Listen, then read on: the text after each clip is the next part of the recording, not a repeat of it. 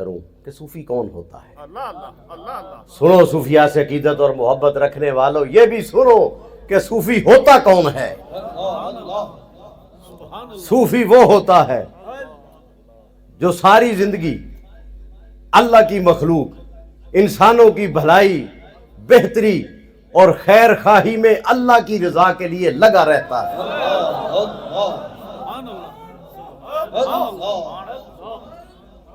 کسی سے کوئی لالچ نہیں رکھتا، اللہ کی رضا کے لیے اللہ کی مخلوق کی خیر خواہی میں لگا رہتا ہے۔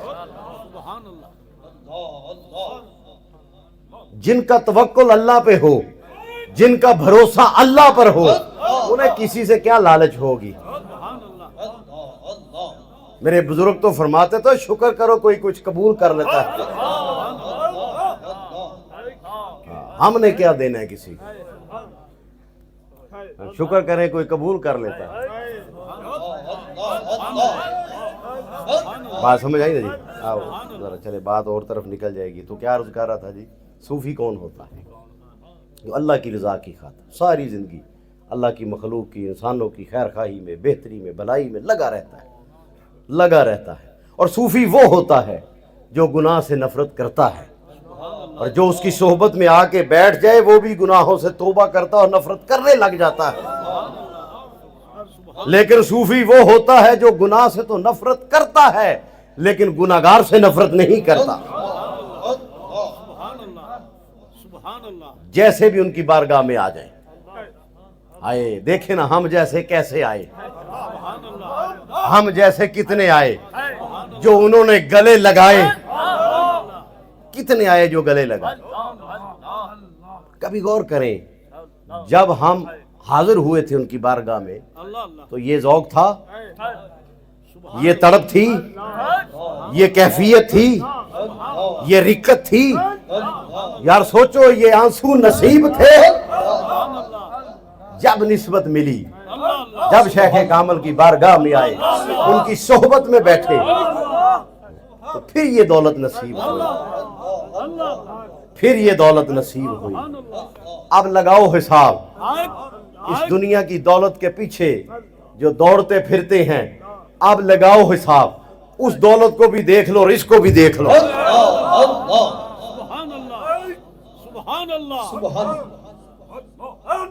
تو پھر پتہ چلے گا کہ کیا نصیب ہوا، کیا ملا۔ تو بہرحال کیا عرض کر رہا تھا، صوفی وہ ہوتا ہے جو گناہ سے تو نفرت کرتا ہے، گناہگار سے نفرت نہیں کرتا۔ حضرت سری سختی رحمت اللہ علیہ تشریف لے جا رہے ہیں، رستے کے اندر ایک شرابی کو شراب کے نشے میں مدہوش دیکھتے ہیں، زمین پر گرا پڑا ہے اور زبان سے اللہ اللہ جاری ہے۔ اچھا فکر مند ہوئے کہ اس بے خبر کو یہ خبر نہیں کہ کس ناپاک منہ سے کس پاک ذات کا نام لے رہا، فکر مند ہوئے کہ وہ کس حالت میں تھا۔ آپ نے کسی کو فرمایا کہ پانی لے کے آؤ تاکہ اس کا منہ دھوئیں، اس کو کچھ ہوش آئے۔ منہ دھویا لیکن اسے ہوش نہ آئی۔ آپ تو تشریف لے گئے، لیکن حضرت سری سختی رحمت اللہ علیہ کا وہ جو فکر فرمانا تھا نا، اس کے پاس بیٹھنا تھا، وہ اللہ کی بارگاہ میں کیسے قبول ہوا؟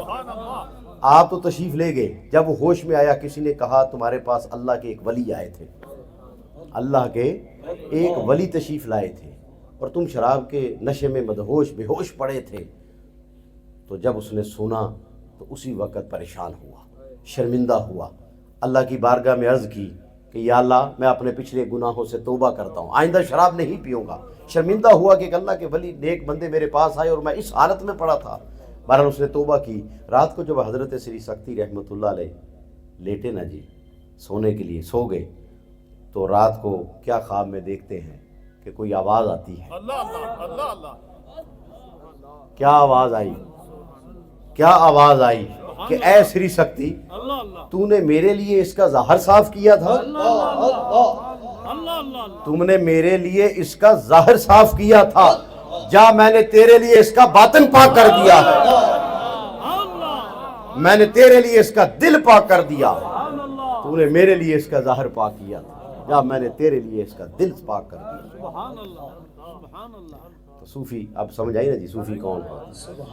اچھا ایک جملہ یہاں عرض کر دوں، صوفی جو ہے نا وہ کوئی کسی خاص لباس سے نہیں، کوئی یہ جبہ یا دستار یا مسلوں پر بیٹھ جانے سے یا تسبیح پکڑ لینے سے صوفی نہیں بنتا، صوفی نہیں بنتا۔ پھر سنیں، صوفی نہیں بنتا، مگر نہ کو تسبیح پکڑ لیں، کوئی خاص قسم کا لباس پہن لیں، مسلوں پر بیٹھ جائیں، صوفی تو نہیں بن گیا۔ نہیں بات سمجھ میں آئی کہ نہیں؟ صوفی کیسے بنتا ہے؟ صوفی کردار سے بنتا ہے، صوفی اخلاق سے بنتا ہے۔ یہ صوفیات ہے جن کی میں نے باتیں آپ کی خدمت میں عرض کی ہیں۔ یہ صوفی تھے، یہ صوفی تھے۔ وہ حضرت شیخ ابو محمد رحمۃ اللہ علیہ کی بارگاہ میں کسی نے سوال کیا کہ تصوف کیا ہے حضور، تصوف کیا ہے؟ تو آپ نے فرمایا ہر اعلیٰ اخلاق کو اپنا لینا اور ہر پست اخلاق کو چھوڑ دینا، یہی تصوف ہے، یہ تصوف ہے۔ تو آپ دیکھیں صوفیاء کے طریقے میں آپ کو محبت بھی نظر آئے گی، خیر خواہی بھی نظر آئے گی، اخلاق بھی نظر آئے گا، اخلاق بھی نظر آئے گا، محبت بھی نظر، مربت بھی نظر آئے گی۔ یہ صوفیاء کے مشرب میں، صوفیاء کے طریقے میں آپ کو نظر آئیں گی چیزیں، یہ چیزیں ایک میں اسی موضوع پہ اکثر جب بات کرتا ہوں، ایک واقعہ چھوٹا سا چلا یاد آ گیا ابھی، کہ ایک درویش تھے جن کا نا جوتا لے کے چور دوڑ گیا، جوتا پکڑا اور دوڑ پڑا، وہ درویش بھی پیچھے دوڑ پڑے، پیچھے دوڑ پڑے۔ اب دیکھنے والے کہہ رہے ہوں گے کہ پتہ نہیں اپنے جوتے کے لیے درویش بھاگ رہے ہیں یا چور کو پکڑنے کے لیے بھاگ رہے ہیں۔ وہ آگے آگے بھاگ رہا ہے، درویش پیچھے پیچھے بھاگ رہے ہیں اور آواز دے رہے ہیں، او بھائی کھڑے ہو جا، کھڑا ہو جا، میری بات تو سن لے۔ تو کیا فرما رہے ہیں؟ فرمانا کہ میں تجھے پکڑنے کے لیے یا اپنے جوتے کے لیے تیرے پیچھے نہیں دوڑ رہا، میں تو اس لیے تیرے پیچھے دوڑ رہا ہوں، جا میں نے تجھے جوتا معاف کیا تاکہ تیرے دل پر زندگی میں یہ بوجھ نہ رہے کہ تو نے جوتا چوری کیا تھا۔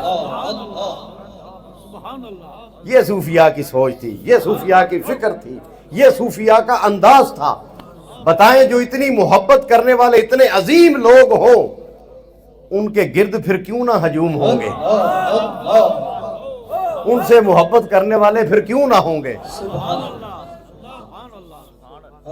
دیکھیں اس طرح اللہ کی مخلوق سے بھی کوئی محبت، انسانوں سے محبت کر سکتا ہے کہ جس نے تکلیف دی، جو جوتا لے کے بھاگ گیا، اس کے پیچھے بھی اس لیے بھاگ رہے ہیں بھائی تیرے دل پر بوجھ نہ رہے کہ تم نے جوتا چوری کیا تھا یا تو چور تھا، تو اس لیے اس کے پیچھے بھاگ رہے ہیں۔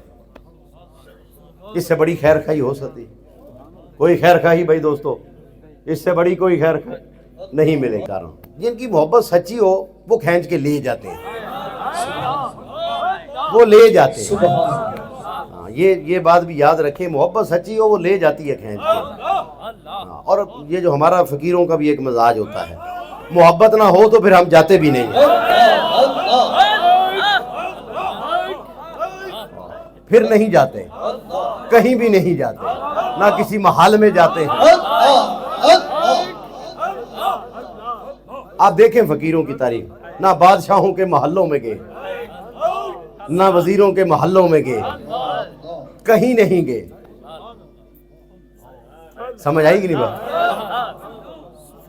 بات سمجھ آئی نا جی؟ ہاں، یہ نہیں ہے کہ کوئی جاگیردار ہو، سرمایہ دار ہو تو وہاں وہ لے جائے گا، نہیں بھائی، لے کے محبت ہی جائے گی۔ وہ بے شک کسی کٹیا میں بلاؤ، کسی جھونپڑی میں بلاؤ، کسی گاؤں میں بلاؤ، کسی ڈیرے پہ بلاؤ، لیکن بلاؤ ادھر سے، دل سے بلا کے دیکھو، اور بلاؤ اسی مقصد کے لیے، ٹھیک ہے نا جی؟ بلاؤ اسی مقصد کے لیے۔ فقیروں کا اپنا مزاج ہوتا ہے نا جی، وہ نہ کسی عہدوں کے لیے، نہ انہیں کوئی کسی عہدے کی لالچ، نہ پرواہ، سمجھے بات کریں؟ وہ میرے والد گرامی رحمۃ اللہ ارشاد فرماتے ہیں موج میں کہ جو فقیر ہوتا ہے بڑا بے نیاز ہوتا ہے، یہ موج کا بندہ ہوتا ہے، عہدوں شہدوں کی یہ پرواہ نہیں کرتے۔ ہاں سمجھے، ان باتوں کو بھی سمجھا کریں۔ تختے سکندری پر وہ تھوکتے نہیں، بستر لگا ہو جن کا تیری گلی میں،